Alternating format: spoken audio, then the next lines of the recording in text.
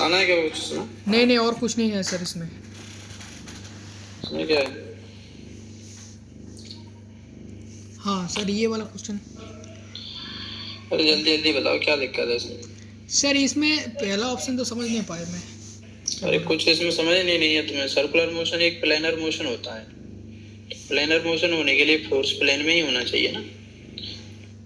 अगर force plane के perpendicular आ गए तो एक प्लेन में थोड़ी घूम पाएगा ये। अच्छा तो हेलिकल टाइप से मोशन हेलिक्स में नहीं लगेगा फिर तो। एक ही प्लेन में घूमना है तो सारे फोर्सेस ही प्लेन में ही होना चाहिए ना। वो भी net force toward the centre होना चाहिए, तभी ऐसे जा पाएगा। अगर नेट फोर्स नीचे की तरफ होता तो ये नीचे चला जाता, ऊपर होता तो ऊपर चला जाता है। अच्छा सर्कुलर मोशन एक प्लेनर मोशन होता है। ठीक है, for the orbital. Planar motion है, इस वजह से सारे फोर्स प्लेन में ही होने चाहिए। प्लेन के परपेंडिकुलर डायरेक्शन में नेट फोर्स 0 होगा।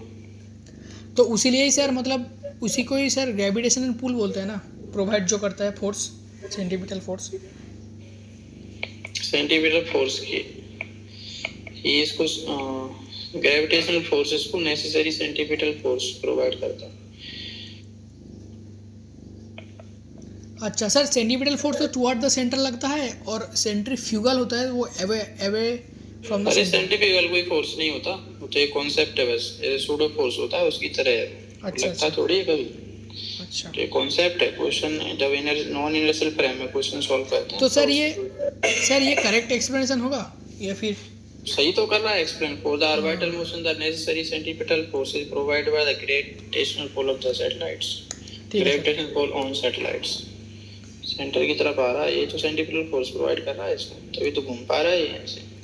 ठीक है सर। सेंटर की तरफ फोर्स आएगा, सेंट्रल फोर्स है, हमेशा इसकी तरफ ही आ रहा है। इसमें क्या एनर्जी बढ़ गई है तो डीप होगी वेवलेंथ पे क्या फर्क पड़ेगा। वेवलेंथ के लिए तुम जाते हो मोमेंटम के थ्रू। हाँ एनर्जी और मोमेंटम में क्या रिलेशन है? सर, मैंने जो लैम्बडा लिख रखा बराबर है। H upon P. पी को तुम क्या लिख सकते हो? 2m into kinetic energy. हाँ हाँ। एम सेम एच सेम सब कुछ सेम। एनर्जी को पहले तुम मान लो, एनर्जी की इनिशियल वैल्यू ले लो 100, फाइनल वैल्यू क्या हो जाएगी 169। हाँ सर ठीक है, मैंने भी हाँ ऐसे तो करा था। 169 का रूट क्या होगा 13। 13।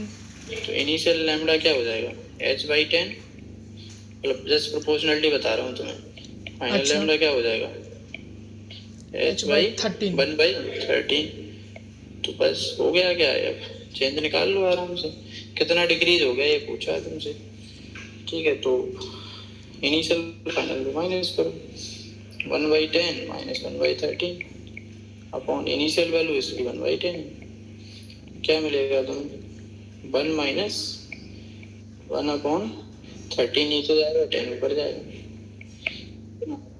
कौन थे ये फ्रैक्शनल चेंज है, 100 से मल्टीप्लाई करा दो परसेंट चेंज आ जाएगा। तो इसका आंसर क्या होगा।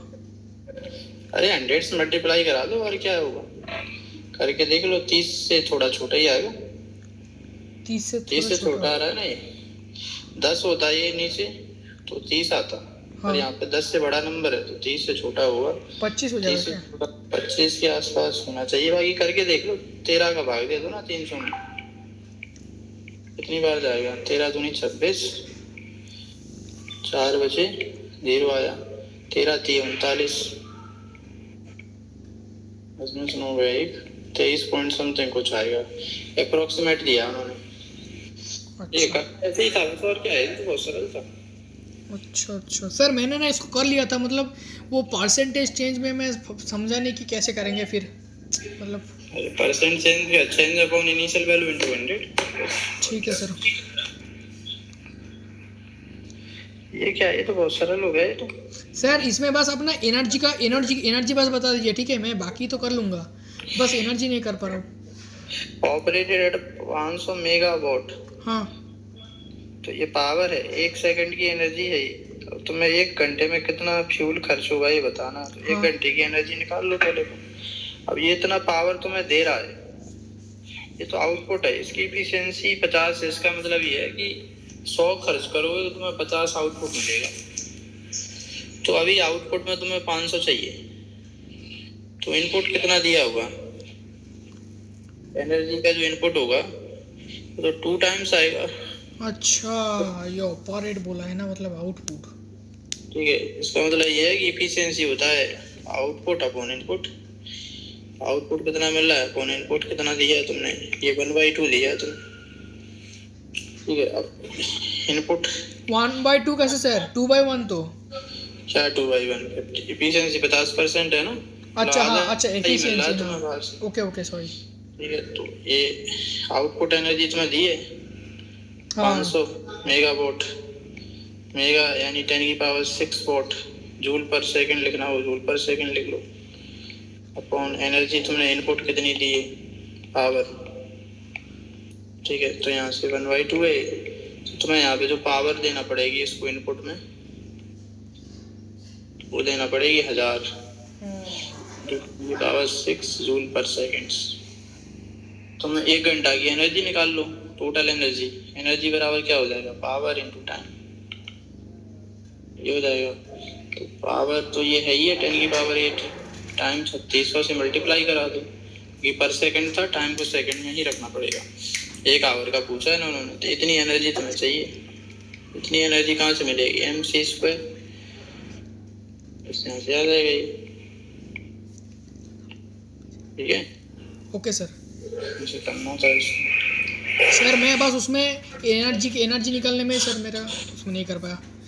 सर इसके अंदर थर्ड और फोर्थ ऑप्शन। फोर्थ में तो गलत है ना, काइनेटिक एनर्जी डायरेक्टली प्रोपोर्शनल थोड़ी होती है। ऐसे क्वेश्चन किए होंगे तुमने कि फ्रीक्वेंसी को डबल कर दिया, काइनेटिक एनर्जी क्या हो जाएगी, डबल से भी थोड़ा ज्यादा हो जाती है। हाँ, तो उसलिए कि डायरेक्टली प्रोपोर्शनल नहीं होता क्या? ग्रेटर देन 2, अरे कहाँ होता है डायरेक्टली प्रोपोर्शनल, डायरेक्टली प्रोपोर्शनल नहीं समझते तुम। एक को डबल किया, दूसरा भी डबल होना चाहिए, डबल कहाँ से हो गया? रिलेशन तो ये आता है h न्यू टोटल एनर्जी पर फंक्शन प्लस काइनेटिक एनर्जी। इसको तुम डबल करोगे तो ये थोड़ी डबल हो जाएगा, ठीक है। डबल से थोड़ा ज्यादा होगा। डायरेक्टली प्रोपोर्शनल तब होता है जब ये नहीं होता। ओके, लीनियरली वेरी जरूर कर रहा है ये। और ये वाला थर्ड वाला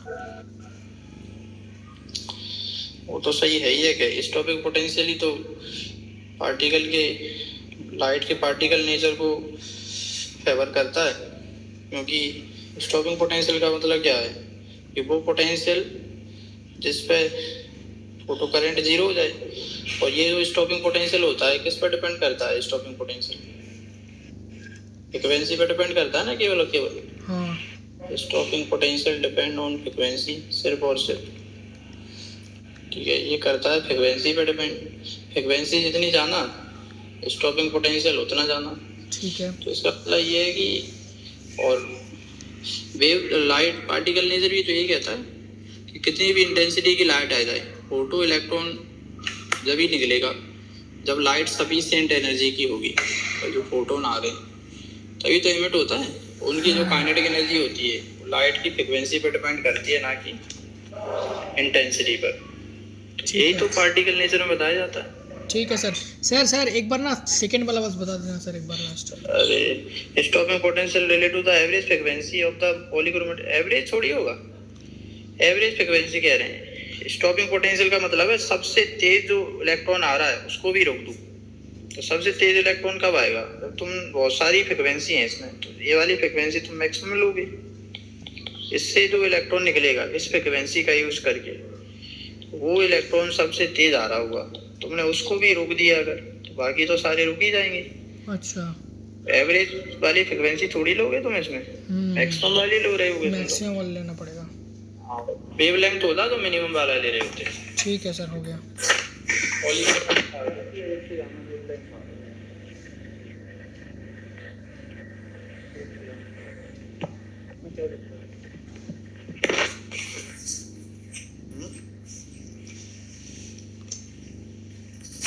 क्या प्रॉब्लम है सर? इसको तो मैं कर ही नहीं पाया। अरे टोटल एनर्जी दी है तुम्हें, पोटेंशियल दिया है, काइनेटिक आ जाएगा। मैकेनिकल एनर्जी का मतलब क्या होता है सर? दिया सर, क्वेश्चन में दिया क्या है वही मैं समझ नहीं पा रहा हूँ सर। इसमें क्या दे रखा है? मैं क्या कुछ नहीं है, तो वेवलेंथ चाहिए, तुम काइनेटिक एनर्जी पे फोकस करो, बस खत्म। तुम्हें क्या करना, वेवलेंथ चाहिए ना, डी ब्रोगली वेवलेंथ, तो किस पर फोकस करोगे तुम, काइनेटिक एनर्जी पर। ठीक है, बस, और फालतू क्या दिमाग लगाना है तुम्हें। तुम्हें पोटेंशियल एनर्जी दी है जब x की वैल्यू 0 से 1 के बीच में है तो पोटेंशियल एनर्जी ई नॉट है। अच्छा डायग्राम बनाते नहीं हो, लाइन खींचा करो ना यहाँ पे। ये x बराबर 0, x बराबर 1, यहाँ से यहाँ तक पोटेंशियल एनर्जी ई नॉट है सब जगह, अच्छा सर कांस्टेंट है। अब x की वैल्यू 1 से बड़ी है तो potential energy E not upon 2 है। यहाँ पे पोटेंशियल एनर्जी कम है, मतलब काइनेटिक एनर्जी ज्यादा होगी यहाँ पे। ठीक है, अब कह रहे हैं कि रेशियो बताना है डी ब्रोगली वेवलेंथ। एक बार डी ब्रोगली वेवलेंथ यहाँ निकालो, एक बार यहाँ निकालो। यहाँ पर काइनेटिक एनर्जी कितनी होगी? काइनेटिक मिनिमम आएगा। क्या मिनिमम आएगा? ये आएगा ना ई नॉट। यहाँ पे क्या होगी kinetic energy? Mechanical energy minus potential energy. Sir मैं समझा नहीं सर, वो पहला वाला। अरे तुम यहाँ पे ये काइनेटिक एनर्जी क्या होगा? यहाँ पर थोड़ा बहुत दिमाग लगाया करो। Mechanical energy minus potential energy, ये वर्क पावर एनर्जी पढ़ा ही नहीं तुमने? हाँ पढ़ा तो है। तो फिर क्या दिक्कत आ रही है? मैकेनिकल एनर्जी तो कांस्टेंट होगी ना सब जगह। यहाँ कितनी है मैकेनिकल एनर्जी? 2 E not. अगर एनर्जी का कोई लॉस नहीं हो रहा है सब दिया नहीं अच्छा इन्होंने, सर कंजर्वेटिव फोर्स है सब जगह, एनर्जी का लॉस होगा ही नहीं। यहाँ पे भी मैकेनिकल एनर्जी क्या है? Okay okay okay okay okay समझ गया सर। इतने बड़े क्वेश्चंस कर रहे हो, कम से कम बेसिक तो क्लियर रखो अपने। 2 में से आधा गया, कितना बचेगा? हाँ ये तो 3/2 आ जाएगा। काइनेटिक एनर्जी मिल गई तुम्हें। अब डी ब्रोगली वेवलेंथ निकालना कौन सा कठिन काम है? हाँ गजब सर, भगवान आप मतलब खतरनाक हो सर। A1 कर दो, h अपॉन 2m k2 कर दो, बस डिवाइड कर दो। डिवाइड जैसे ही करोगे छोड़ दीजिए सर, आप मतलब क्या ही बताया हो आप। जाएगा। यहाँ से नीचे आएगा k1 हाँ और ऊपर आएगा K2 k2, मतलब सर √3/2 वो पहला ऑप्शन आ जाएगा ना बस खत्म। सर, मतलब अलग ही जोश है आपका। ठीक है, तो कॉन्सेप्ट मतलब रखो, मतलब कुछ नहीं है इसमें। सर मैं पकड़ नहीं पाया ऐसा इसको। नहीं है, वर्क पावर एनर्जी का डी ब्रोगली का तो एक ही फॉर्मूला है। हाँ वो तो पता है सर, लेकिन मैं इसको कर ही नहीं पा रहा था, मतलब कहना क्या चाह रहा है वही समझ नहीं आ रहा मेरे तुम्हें फालतू की चीजें नहीं समझना, मेन चीजें समझा करो ना। वही है, पढ़ लो, वही दिया। सुन लो, देखते से ही आ जाना चाहिए क्लिक। को। सही है सर। इसमें क्या है? इसको भी सर नहीं कर पाया। Cathode of photoelectric cell change such that the work function changes from W1 to W2। Cathode वो होता है जिस पे लाइट रे गिर रही होती है, फोटोन। हाँ सर। फोटोन यहाँ से आ रहे हैं, इस पे टकरा रहे हैं। तो पहले जो मटेरियल था उसका वर्क फंक्शन W1 था, अब तुमने इस प्लेट को ही चेंज कर दिया, इसका वर्क फंक्शन कुछ अलग है। इसका वर्क फंक्शन क्या है? W2। फोटोन आ रहे हैं लगातार, फोटोन कुछ न्यू फ्रीक्वेंसी से आ रहे हैं, तो कितनी एनर्जी होगी? h new. यहाँ भी सेम h न्यू होगी, तो आने वाली एनर्जी सेम है। साथ में दिया है वर्क फंक्शन बढ़ गया है, तो वर्क फंक्शन बढ़ेगा तो क्या हुआ? काइनेटिक एनर्जी घटेगी, क्योंकि ज्यादातर हिस्सा इसका उसमें ही यूज हो जाएगा, इलेक्ट्रॉन को निकालने में। ठीक है ना? तो अब तुमसे क्या पूछा है यहाँ पर? Current before and after changes are I1 and I2, all other condition remain same. Current बताना है तुम्हें, क्या फर्क पड़ेगा इसमें? h new is greater than W2। ये तो इस वजह से लिखा है जिससे दोनों केस में ही इलेक्ट्रॉन निकल पाए। हाँ सर ठीक है। यही बता रहा है ना कि एनर्जी पर फंक्शन से जाना है, ज़्यादा है, इस वजह से ये लिखा है। तो करंट पूछा है, करंट तो इंटेंसिटी पे डिपेंड करता है। अच्छा। इंटेंसिटी को तो चेंज किया ही नहीं है, काइनेटिक एनर्जी कम हो जाएगी यहाँ से बस। यहाँ से बस क्या हुआ? जो फोटोन निकल रहा है वो कम काइनेटिक एनर्जी के साथ जाएगा। तुमने क्या किया है? वर्क फंक्शन को बढ़ा दिया है, h न्यू सेम है, मतलब काइनेटिक एनर्जी होगी जो इलेक्ट्रॉन निकलेगा वो कम हो जाएगी, डिक्रीज कर जाएगी। तो काइनेटिक एनर्जी बराबर क्या है? h new minus 5। आई को बढ़ाओ तो काइनेटिक एनर्जी कम हो गई, स्लो जाएगा इलेक्ट्रॉन, पर जाएंगे तो उतने ही इलेक्ट्रॉन। क्योंकि करंट को क्या लिखते हो तुम? नंबर ऑफ फोटॉन्स स्ट्राइकिंग पर सेकेंड इनटू क्या लिखते हो? इंटेंसिटी। ठीक है, वैसे तुम एग्जैक्ट तो ये लिखते हो फोटो इलेक्ट्रॉन एफिशिएंसी। इसका मतलब होता है number of electrons ejected upon number of photons striking पर सेकेंड। ठीक है, हाँ हाँ सर, मतलब ये दोनों तो सेम आ गया, लेकिन काइनेटिक एनर्जी में इसका अंतर आएगा। हाँ, तो नंबर ऑफ इलेक्ट्रॉन्स इनटू एक इलेक्ट्रॉन पर आने वाला चार्ज, इसको तुम फिर लिख दे तो photo electron efficiency into number of photons into E. और नंबर ऑफ फोटोन इंटेंसिटी पे डिपेंड करता है। इंटेंसिटी थोड़ी चेंज की है, अभी भी उतने ही फोटोन गिर रहे हैं, उतने ही इलेक्ट्रॉन निकलेंगे अभी भी, तो करंट भी उतने ही आएगा। ठीक है सर, हो गया ये वाला। इसमें क्या है, 5 वाट का बल्ब है, इमिट मोनोक्रोमेटिक लाइट तो वेवलेंथ 5000, उसके आगे यूनिट देना चाहिए, मैं नैनोमीटर मान के मान ले रहा हूँ इसको भी। When placed 0.5 meter away it liberate photo electron from a photo sensitive material when the source is move to a distance of 1 meter. Distance को डबल कर दिया, कुछ नहीं बोला तो तुम जो है सिंपली सोर्स को क्या मानोगी, पॉइंट सोर्स। ठीक है। ठीक है, तो पॉइंट सोर्स की जो इंटेंसिटी होती है वो आर स्क्वायर की इनवर्सली प्रोपोर्शनल होती है। हाँ। तो ठीक है, तो पहले डिस्टेंस कुछ R1 थी, अब हमने डिस्टेंस को डबल कर दिया तो इंटेंसिटी क्या हो जाएगी, 1/4। तो अच्छा सर, मतलब डी ऑप्शन आएगा क्या इसका? इंटेंसिटी 1/4 होगी तो करंट भी 1/4 हो जाएगा। ठीक है भाई, इतना ही है बस। इंटेंसिटी तो प्रोपोर्शनल होती है ना नंबर ऑफ फोटॉन्स की। इंटेंसिटी को तुम क्या लिखते हो, number of photons striking per unit area per unit time. हाँ सर। टू एच न्यू, ये सिंपल वाला है नहीं है, ये है number of photons per unit area per unit time. हाँ वो है, तो energy per unit area per unit time है, ठीक है। पावर अपॉन एरिया है। ठीक है, तो हो गया। और क्या, तुमने इस एन को इंटेंसिटी को कम करोगे तो ये भी क्या होगा, 1/4। न्यूट को तो चेंज किया नहीं, ने क्या चेंज किया, डिस्टेंस। इंटेंसिटी 1/4 हो गई तो एन भी 1/4 हो जाएगा। ठीक है सर। फ्रीक्वेंसी थोड़ी चेंज की है।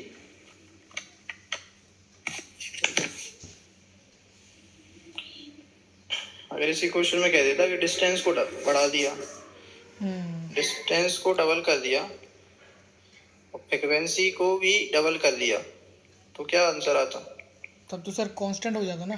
तो एन पे क्या फर्क पड़ता, फ्रीक्वेंसी डिस्टेंस को सर डबल कर दिया सर, हाफ हो जाता, हाफ। डिस्टेंस को डबल करने पे इंटेंसिटी हो जाएगी 1/4। हाँ।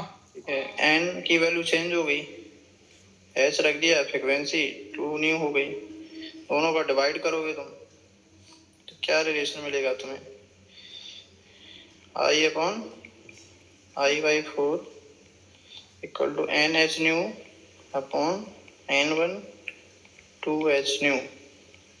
ये कट जाएगा, ये कट जाएगा, N1 8 गुना हो जाएगा, यहाँ पर N1 जो होगा वो N/8 हो जाएगा। अच्छा। नंबर ऑफ फोटॉन्स जो आएंगे वो N/8 आएंगे केवल। दोनों को जब घुमाएगा ना, ठीक है सर। ये इंटेंसिटी दोनों पे डिपेंड करती है, पर बाय डिफॉल्ट अगर कुछ नहीं दिया जाता तो सेम ही लेते। सर इंटेंसिटी सर हम लोग को तो ऐसे ही पढ़ाया जाता था, सर ने तो ऐसे बताया था कि फ्रीक्वेंसी पे डिपेंड ही करता नहीं। बताते हैं ये होता है। हाँ, तो बाय डिफॉल्ट नीट वगैरह में जेईई में कुछ नहीं बोला जाता, बाय डिफॉल्ट। हाँ ठीक है। इंटेंसिटी का तो ये रिलेशन है ना। हाँ सर, यस। उसमें तो आ रहा है फ्रीक्वेंसी। अगर तुम एन को सेम रख के फ्रीक्वेंसी को डबल करोगे इंटेंसिटी डबल हो जाएगी। ठीक है। इसका मतलब वही होता है अगर कुछ नहीं दिया सर इसमें ना, सर इसमें बस ये बताइए कि ग्रेटर देन इक्वल टू कैसे हो रहा है और लेस देन इक्वल टू क्यों नहीं हो रहा सर? ये तो तुम्हें समझना पड़ेगा ना, वो थोड़ा समझा दीजिए एक बार आप। Light of wavelength 500 nanometer incident होना मेटल ऑफ वर्क फंक्शन ये दिया है। The de Broglie wavelength of the emitted electron, जो इलेक्ट्रॉन एमिट हो रहा है उसकी डी ब्रोगली वेवलेंथ क्या होगी। जब तुम वर्क फंक्शन लिखोगे, ये एनर्जी लिखोगी, तुम यहाँ से काइनेटिक एनर्जी जो आती है वो मैक्सिमम आती है। हाँ सर, वो तो सर निकल लिया, 0.2 हो रहा था सर। नहीं, काइनेटिक एनर्जी की मैक्सिमम वैल्यू क्या होती है, एच न्यू या एच सी बाई लैम्डा जो भी है, हाँ -5। हाँ सर, वही तो 0.2 आ रहा था। अरे तो रुको, तो यहाँ पे ये हो गया। अब यहाँ पे जो इलेक्ट्रॉन निकलते हैं वो अलग अलग एनर्जी के साथ निकलते हैं। ठीक है। तो एनर्जी ऑफ इलेक्ट्रॉन होगी, काइनेटिक एनर्जी है जो इलेक्ट्रॉन की, वो तो लेस देन और इक्वल टू के ई मैक्स होगी ना।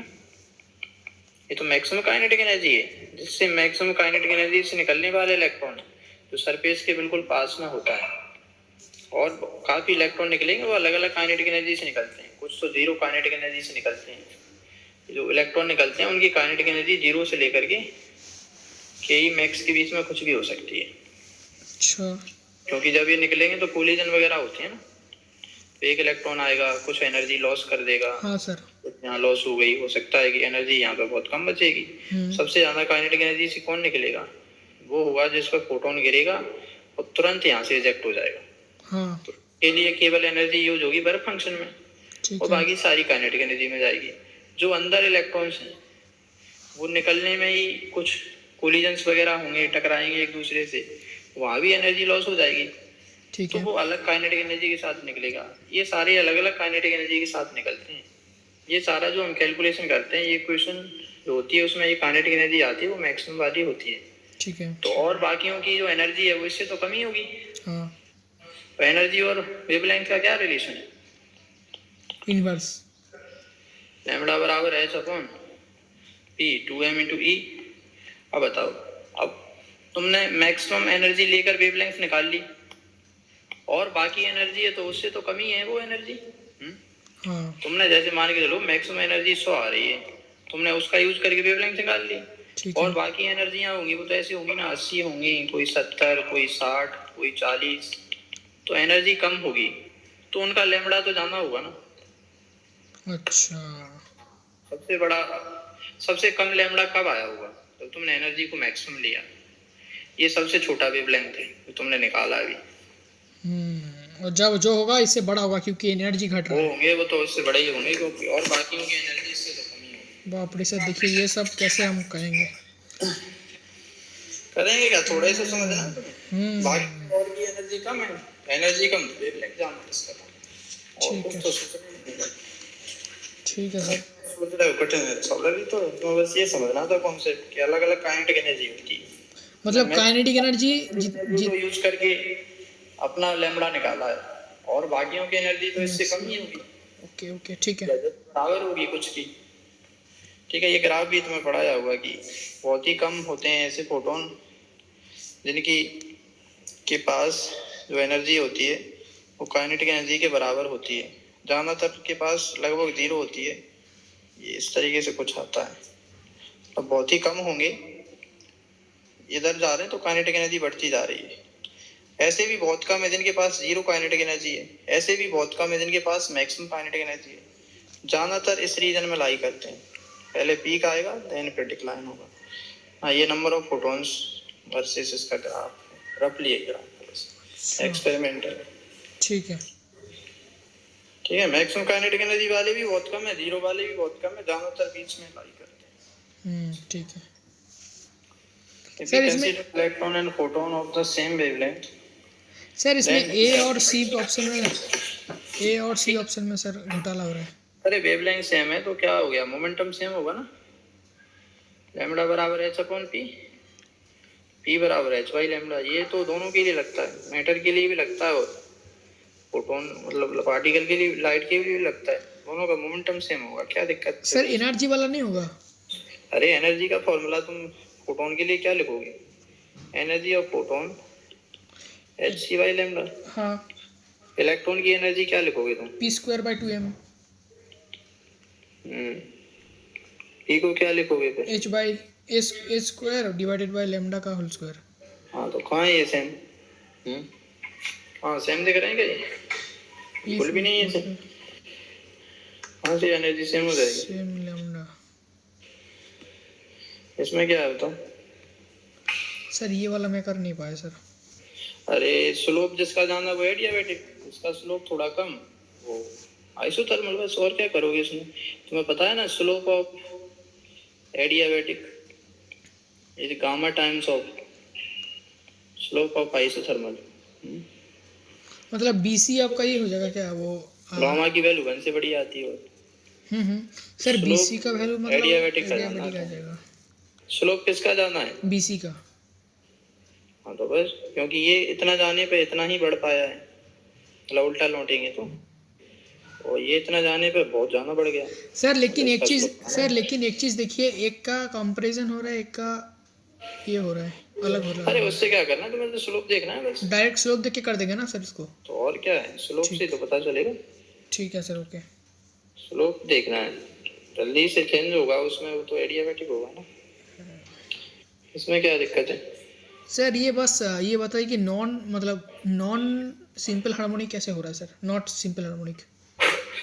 अरे सिंपल हार्मोनिक में फोर्स आना चाहिए ना, कोई restoring force toward the mean position. यहाँ अच्छा पे जब दीवार से टकराएगी फिर इधर गई, फिर यहाँ पे बीच में कोई फोर्स लग रहा है क्या, यहाँ से यहाँ तक कोई फोर्स ही नहीं है, फिर यहाँ टकराएगी, फिर यहाँ थोड़ी देर के लिए फोर्स आएगा बस, फिर तो ये यहाँ से यहाँ तक कांस्टेंट वेलोसिटी के साथ जाएगी। क्या एसएसएम में कांस्टेंट वेलोसिटी होती है क्या ये? नहीं इसमें तो नहीं। फोर्स डायरेक्टली प्रोपोर्शनल होना चाहिए एक्स। हाँ सर। क्या यहाँ पे कोई फोर्स है restoring force toward the mean position? नहीं है। ठीक है। कहाँ से हो गया सिंपल हार्मोनिक? इसका टाइम पीरियड है सेम होगा, स्पीड सेम हो गया। ठीक है सर। बोलिए नीला।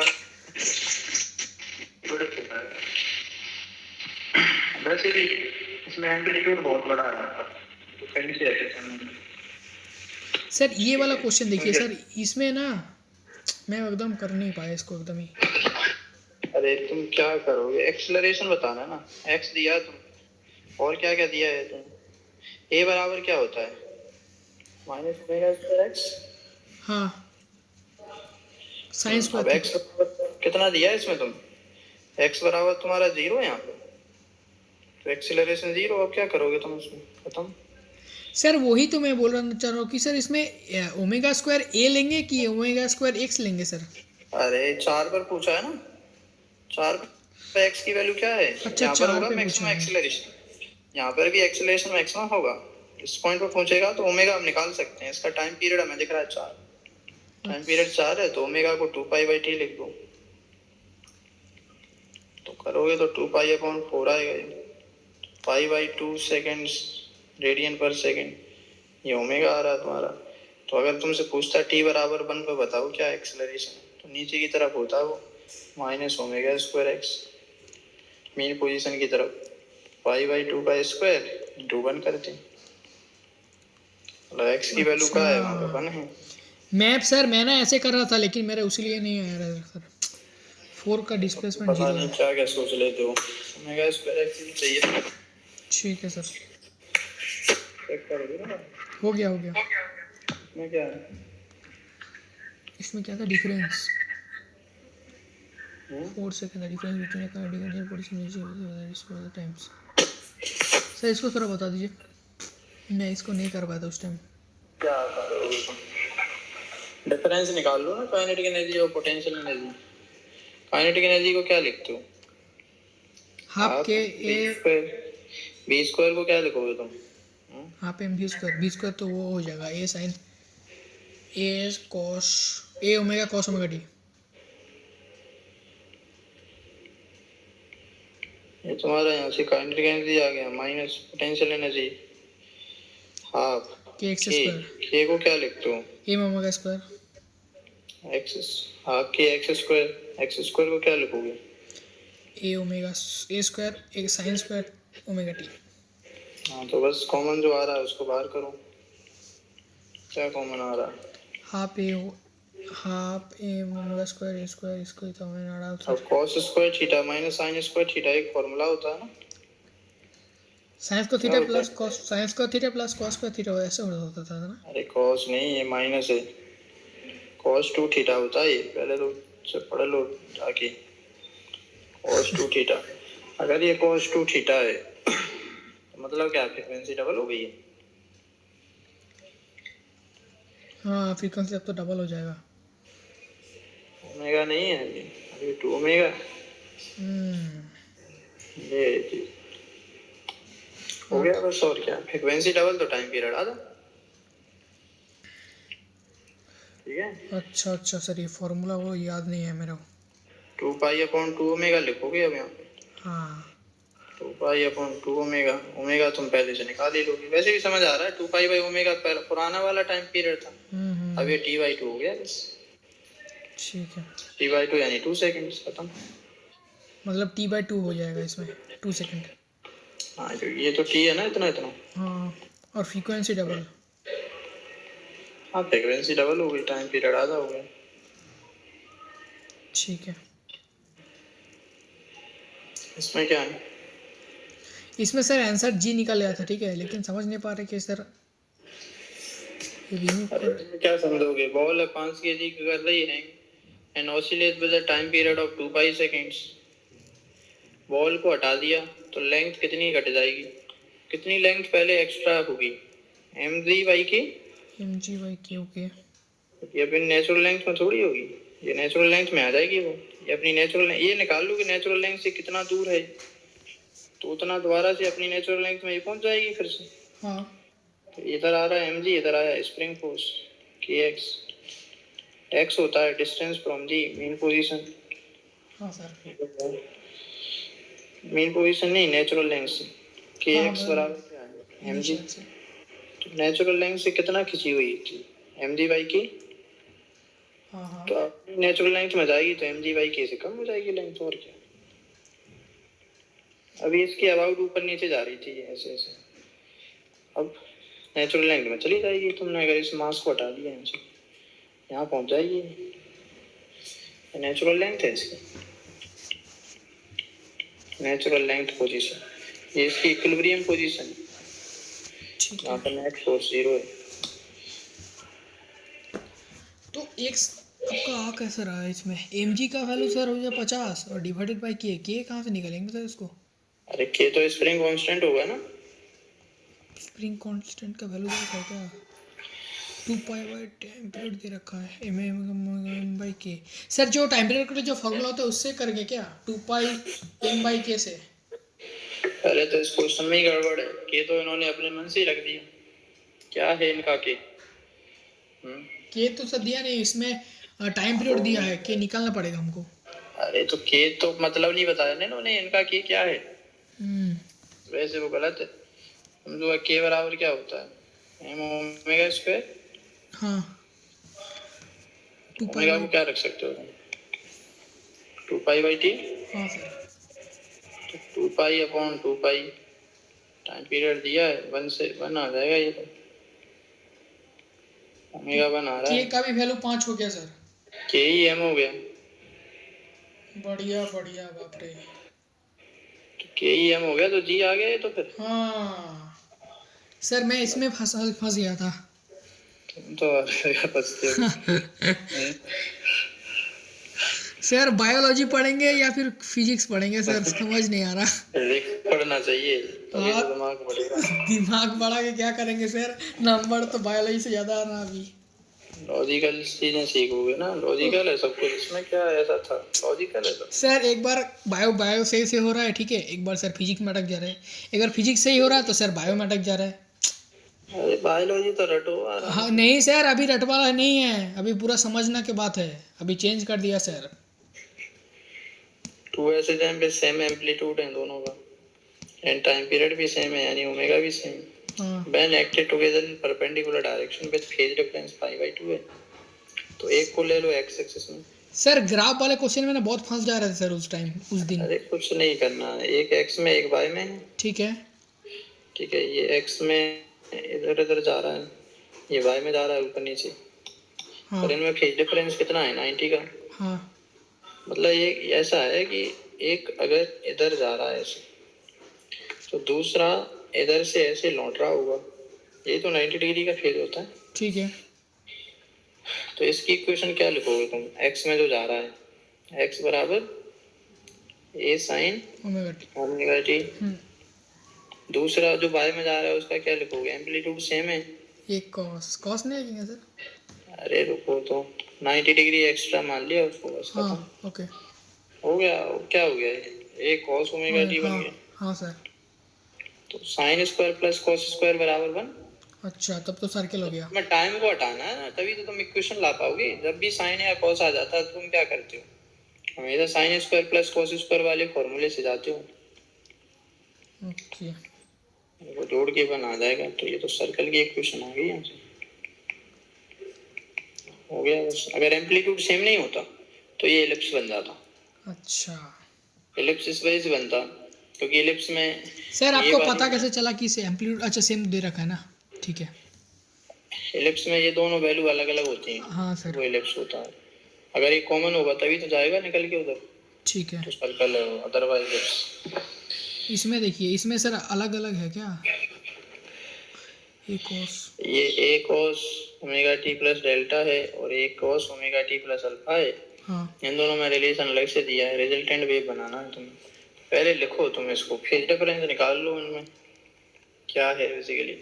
x बराबर क्या है, ए cos omega T plus delta. ये हो गया। दूसरा y बराबर ए cos omega T plus alpha, ये हो गया।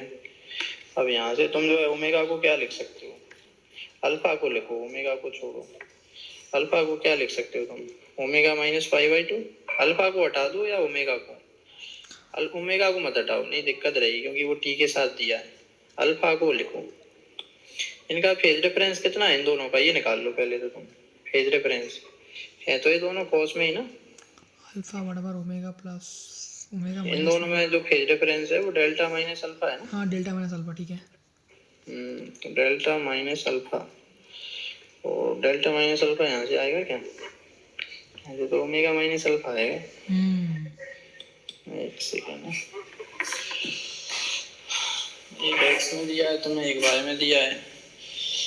जो है तुम ओमेगा टी, इसकी वैल्यू रख दो ना, ओमेगा की वैल्यू रखो या किसी की तो वैल्यू रखो। ओमेगा को अपन अल्फा के टर्म्स में निकाल लेते हैं, पर डेल्टा में तो यहाँ पर रिलेशन लग रहा है कुछ गड़बड़ तो है इसमें शायद, क्योंकि इसमें जो है डेल्टा के बारे में नीचे तो कुछ दिया ही नहीं है। तो रिजल्टेंट विल बी, दोनों को तुम्हें सुपर इम्पोज करना है ना, तो x प्लस वाई चाहिए बेसिकली तुम्हें। इसको ऐसे मतलब क्या ही करेंगे इसमें, बताओ। ओमेगा को अगर तुम रखते भी हो तो ओमेगा की जगह अगर अल्फा रखोगे, ये बनेगा अल्फा प्लस। सर ये ओमेगा नहीं है, ये डेल्टा है। वही मैं कह रहा हूँ ना, तभी तो ये सर गड़बड़ है। ये लोग ना क्वेश्चन में लिख दिया है ओमेगा, और आंसर में ये लोग अपने से सॉल्व किया है डेल्टा मान के। हाँ तो वही मैं कह रहा हूँ ना, क्वेश्चन में गड़बड़ है, मैं वही कह रहा हूँ। अब करिए तो सर, प्रॉब्लम हो गई नहीं, ठीक है, मजाक कर रहे हैं सर एकदम। मैं पहले भी लिखता मैं वही, मतलब कि नहीं होता क्योंकि ऐसे क्वेश्चन हो गई ना सॉल्व, ऐसे बनेगा ही नहीं। हाँ वही तो। ठीक है, तो कुछ मत करो। अब डेल्टा की जगह तुम क्या लिख सकते हो, अल्फा प्लस 5/2 मतलब वो, ठीक है। तो डेल्टा की जगह तुमने लिख दिया अल्फा प्लस पाई अपॉन 2। ओ तब तो सर अब ये तो हो जाएगा, आपका साइन हो जाएगा। बस कर लो आराम से। सर मैं कैसे करेंगे सर बताइए, ऐसे क्वेश्चन अगर नहीं देगा तो सर आप, मैं तो मास्टर थोड़ी हूँ। नहीं, ये तो गड़बड़ करी है ना इन्होंने। हाँ अब सर हो जाएगा ये वाला, वो पिछले तो क्वेश्चन में गड़बड़ है। पिछले वाला जैसे होगा। हाँ ये वाला देखिए एक बार। Composition of two simple harmonic motion, equal period दिया है, टाइम पीरियड सेम है दोनों का, यानी omega same at right angle to each other. ये तो पहला वाला जैसे होगा, फर्स्ट इधर है। फेज डिफरेंस पाई है दोनों में की बार। डिस्प्लेसमेंट ऑफ पार्टिकल क्या होगा ये बताना है तुम। तो x बराबर 1 को क्या तुम लिखोगे, a sin ओमेगा टी। अच्छा, दूसरे को क्या लिखोगे, y बराबर a sin omega T plus pi, pi, ये लिख रहे होगे, पाई फेज डिफरेंस है। ठीक है। ठीक है, ये लिख दिया। और तुम y बराबर क्या आ जाएगा यहाँ से, माइनस का a sin ओमेगा टी। अच्छा ठीक है, ये तो आएगा। अब Sin इनका एम्पलीट्यूड सेम नहीं दिया है, तो एक को तुम a मान लो, एक को तुम b मान लो। सर क्या लिखा है, एम्पलीट्यूड नहीं है सेम टू सेम कहाँ दिया है एम्पलीट्यूड, सेम नहीं सेम दिया। हो गया फिर तो कुछ नहीं बनेगा, ये तो सिंपल पॉइंट बन जाएगा, फिर जीरो आ जाएगा। अच्छा ठीक है ये ना, भी सही है। तो देखो तुम दोनों को डिवाइड कर दो, हाँ अब तो सर स्ट्रेट लाइन बन जा रहा फिर। तो ये सब कट जाएगा, साइन ओमेगा टी वाला स्ट्रेट लाइन आ जाएगा यहाँ से। x अपॉन वाई बराबर स्लोप, ये इसका स्लोप आ जाएगा यहाँ से। तो y बराबर minus A upon B by A into x. तो ऐसी लाइन है जो कि ओरिजिन से पास होगी पर नेगेटिव स्लोप है उसका, मतलब नेगेटिव स्लोप वाली लाइन तो ऐसे बनाओगे तुम, ये बनेगी। ठीक है सर हो जाएगा। ठीक है, तो ऐसे कर सकते हो दोनों से। तो अगर दोनों को जोड़ भी देते हैं, अगर मान के चलो एम्पलीट्यूड सेम भी ले लेते हैं, तो जोड़ने पे तो क्या आ जाता था, 0। हाँ सर। हाँ तो वहां से तुम क्या कह सकते थे, जोड़ने क्या से जोड़ने पे 0 मतलब? अगर तुम यहाँ भी a ले लेते, हाँ कट के 0 हो जाता ना वो फिर। हाँ हाँ हाँ, कटता है तो तब सर बीच में आ जाता है वो। x प्लस वाई बराबर 0, तो y बराबर x बन जाता फिर। अच्छा वो तब भी स्ट्रेट लाइन ही आती, ये वाली आ जाती उसमें। ठीक है, ठीक है इसमें क्या है, सर। मैं ये वाला मेथड तो सर आ गया, ठीक है। इसका कोड करने का कुछ अलग मेथड है क्या? Particle undergoing simple harmonic motion, time dependent displacement दिया है तुम्हें, the ratio of the kinetic to the potential of the particle t बराबर इतने सेकंड पे चाहिए। तो मैं सिंपल लिख लो ना पहले उसको। तुम्हें क्या चाहिए, पोटेंशियल एनर्जी। पोटेंशियल एनर्जी को क्या लिखोगे तुम, आपकी x स्क्वायर, हाँ आप k को लिख दो m omega square x square upon kinetic energy को क्या लिखोगे, आप m v स्क्वायर को क्या लिखोगे, 20 का ओमेगा तो स्क्वायर हाँ ए स्क्वायर ए स्क्वायर माइनस एक्स स्क्वायर। क्या क्या कट रहा है यहाँ से, सब गया, यार आ एक्स स्क्वायर अपॉन ए स्क्वायर माइनस एक्स स्क्वायर आ गया। ठीक है, एक काम कर लो तुम, इसमें जो है इसका उल्टा निकाल लो। उल्टा इस वजह से कह रहा हूँ जैसे सिंपल बन जाएगा, काइनेटिक अपॉन पोटेंशियल, फिर बाद में उल्टा कर देंगे। A square minus X square upon X square, क्या बनेगा ये, ए स्क्वायर अपॉन हाँ X X square square minus one हाँ। और ए अपॉन एक्स तुम यहाँ से एक लाइन में निकाल सकते हो। ए एक्स अपॉन अपॉन ए एक्स कितना आ जाएगा यहाँ से, हाँ एक्स अपॉन ए की वैल्यू क्या है, साइन होगा थीटा हाँ 3 pi by 90 into three T. Three theta हो जाएगा। ठीक है, अब टी की वैल्यू रख दो, तुम्हें एक्स अपॉन ए मिल जाएगा। 3 तो नहीं होगा, ये 0 से 0 कट गया आपका, नीचे आ ठीक गया है, 3। रख दो साइन कितना बनेगा ये, pi by 90 into T. T कितना दिया है तुमने, 210। तो कितनी बार जाएगा ये, 3 से जाएगा आपका, ऊपर होगा 7, 3 7 21, हाँ 7 7/3। 3 3 9, 3 दूनी 6, 2 पाई प्लस पाई बाई 3, 3 दूनी 6 और 1 7, 7/3। ठीक है, तो 2 पाई को तो हटा दो, साइन 60 है मतलब मिला के, साइन 60, साइन 60 कितना होता है, √3/2। हाँ तो मैं इसका उल्टा करना है यहाँ पर, तो 4/3 माइनस 1 कितना हो जाएगा, 1/3। हाँ बस हो गया तुम्हारा सोल्व। इसका उल्टा कर दो बस, चला जाएगा। मजा आ गया, ये बहुत खास तरीका है वैसे। बाप रे सर, ये सब तो आपके लिए ही बना हुआ है सर, ये सब हम कैसे करेंगे, इसको बहुत प्रैक्टिस करना पड़ेगा। ये किसने करवाया ये तुम्हें, कौन सा, ये वाला सर सर ने करवाया था। कौन से सर, वो राजवान सर। नहीं इतना लेंथी खींचने की क्या जरूरत थी, मतलब ऐसे ही हो जाता ना आराम से। मतलब उन्होंने बीच में वैल्यू रख दी, मतलब तरीका चीज सेम ही है पर वैल्यू उन्होंने बीच में रख दी, वो चीज हो गई है, इस वजह से थोड़ा बड़ा लग रहा है। मतलब दोनों चीजें हैं सेम ही पर हाँ बीच में रख दी उन्होंने वैल्यू, और इतना अंतर है दोनों में बस। इस वजह से यहाँ से सिंपल हो गया ना आसानी से। हाँ सर। ठीक है, वो बीच में आगे ही पता चला मुझे कि इसको उल्टा ऐसे कर लेना चाहिए।